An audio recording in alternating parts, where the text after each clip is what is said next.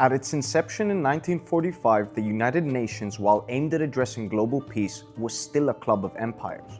But hidden inside the UN Charter was a ticking time bomb for colonialism, Article 73.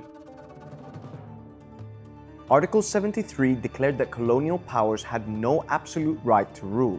Instead, they carried an international duty to promote the political, economic, and social advancement of the peoples they dominated, and to prepare them for self-government. For the first time, empires were placed under global scrutiny. London, Paris, Lisbon, and Washington were now obliged to send reports to the UN about conditions in their colonies. And across Africa, Asia, the Caribbean, and the Pacific, leaders seized on this clause.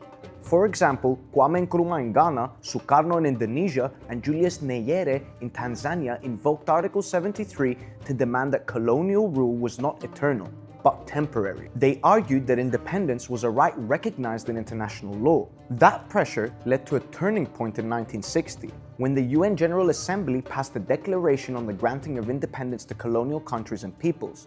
At its foundation, that was Article 73.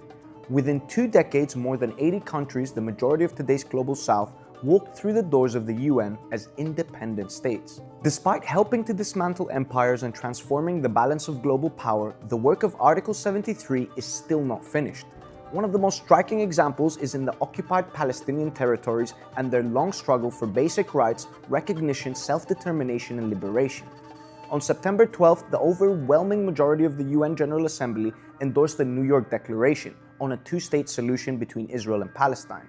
10 nations voted against it, including Israel and the United States, leaving many to ask, when will Palestine be part of Article 73's legacy of decolonization? Thanks for watching the video, guys. It's part of our UN Charter series celebrating the 80th anniversary of the United Nations. I was Ahmed Ghoneim. Like, comment, subscribe, and stay tuned.